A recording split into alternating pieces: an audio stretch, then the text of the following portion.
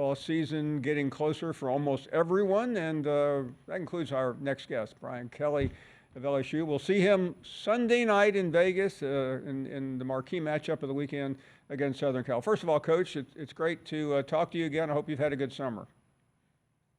We have, thanks, Paul. But it's good to get back to what has been for me, an interesting summer because we had to certainly replace a lot of good players. So as you know, there's a lot of balls up in the air now with the transfer portal and NIL, but it was one where we were able to recharge the battery and get ready for another exciting year of college football. I'd like to start first from inside the coaching staff. There were a number of changes, and it seems complicated, but you've done it a few times. I mean, how difficult is that to integrate new coordinators into your system? Well, I think if you have a process in place, standards set, it's a lot easier because then you're really just teaching them, what is your way? What is your culture? What are you about? This is my fifth defensive coordinator. Mike Elko started with Mike 8 years ago. We've had 7 consecutive 10-win seasons with 5 different defensive coordinators. Clark Lee, obviously along the way, Marcus Freeman, and then we got here. So we've continued that process along the way. Offensive coordinators, Mike Denbrock, Tommy Rees, Chip Long, and now, obviously, we continue to move in the same direction with the same process. So, as long as you do that and have a culture that's in place, then you just go out and hire the very, very best. And I think with Blake in particular and Joe Sloan, Blake Baker's going to do a great job for us defensively, and we just plug them in and let them be who they are, and let them go out and coach and develop our players. Coach, you mentioned something. I wanted to make sure I didn't lose sight of it because in today's world where it's so hard to be consistent, mentioning the streak of 10-win seasons is pretty extraordinary. I know I'm asking you to comment about yourself, but I really would like to hear your thoughts on that accomplishment. Well, 7 consecutive 10-win seasons, as you know, you have to have really good players. And I mentioned to you, 3 names. All 3 of them are head football coaches, and Elko and Lee and Marcus Freeman. So you have to have a great staff, and I've been blessed with a great staff with great players.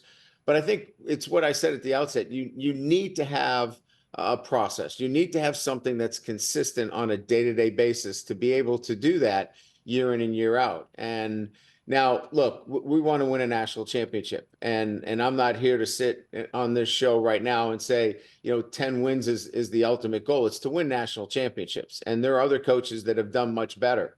But we've been consistent in what we've done year in and year out. We just want to take that next step, and that is to win a national championship. And it starts internally with your team, and everyone starts off talking about LSU by saying you're replacing the Heisman Trophy winner. You're replacing a player like Malik Nabers. I mean, that's a lot right there. But it seems like, at least from a quarterback standpoint and a few other positions, you feel very comfortable with what you have. I think everybody in college football, Paul, is going to replace somebody. Caleb Williams is, obviously no longer at USC. I mean, there's great players all over the country that each year, you have to be poised and positioned to replace great players. And, that's the case here, right? Malik Nabers, Brian Thomas, Jayden Daniels. We had some really good players on defense, Mekhi Wingo, Mason Smith. The list goes on. So, developing players, getting them in a position where they can come in. But Garrett Nussmeier waited for his opportunity to come in and played outstanding in the bowl game and the ReliaQuest bowl game and led us to a victory, as you can see from the graphic, 395 yards. And this, hook up here to Brian Thomas, you won't have him, but he's got very good wide receivers that he can rely on. He's got an outstanding offensive line. And we're going to be who we are. We're not going to have the prolific, big players, big time players that we had last year, but we're going to have really good football players that we're going to be able to be a balanced offense, score the points that we need to, and then we're just going to have to be, as you know, Paul, we're going to have to be much better on defense, and that's going to be the key here is playing much better defense in the SEC. Continuing with Coach Brian Kelly, scheduling is so critical, and we already know what you have and have known for some time within the SEC, and nobody has an easy schedule. But when you start out against a Southern Cal on top of UCLA, a couple weeks later, Ole Miss, Alabama, Oklahoma, the new kid on the block along with Texas. Let's start with USC and the significance of a game like this. Well, certainly, when you talk about USC, the rich tradition and history of that program is one where, it gets everybody's attention. And certainly, these kinds of games, get the players' attention when they're working out and, they know who they're playing. And look, they also know that we haven't had much success in our last two openers. But having said that, we played a lot of freshmen in that opener against Florida State 2 years ago.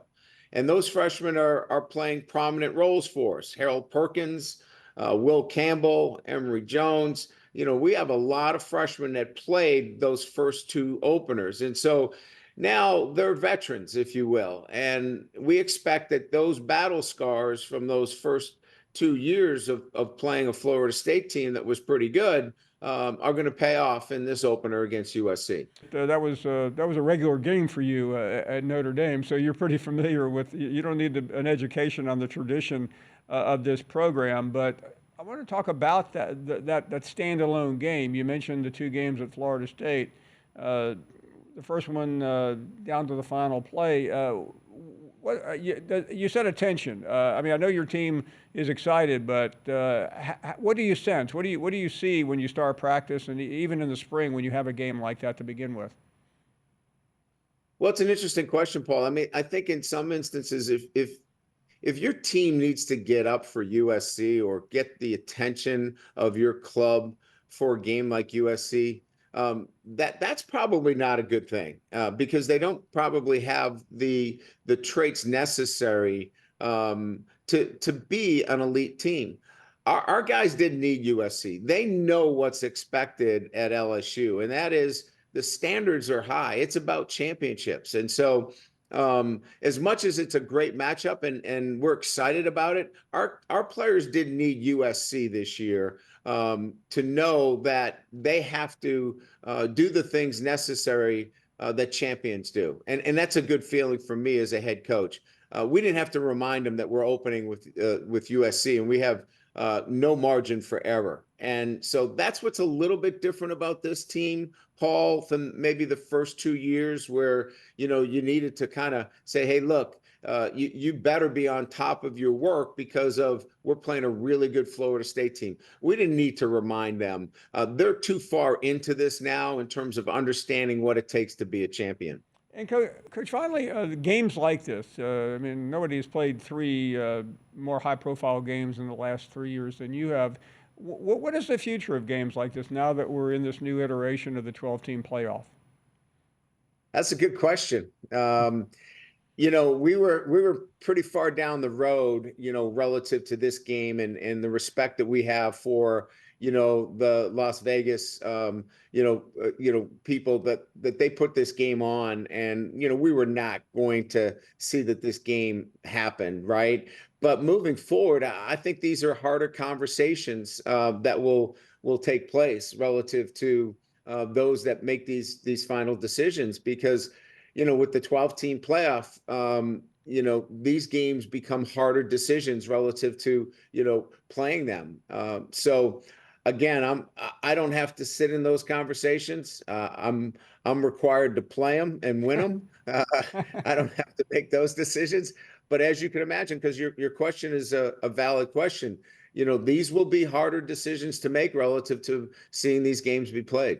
Coach, we can't wait to see this game, and I know a lot of folks here are going to be pulling for you in that game on Sunday night. We hope it goes well, and we will talk to you very, very soon. Thanks, Paul. Thanks for having me on. Look forward to seeing you next week. Thanks so much. Brian Kelly joining us on the eve of the college football season.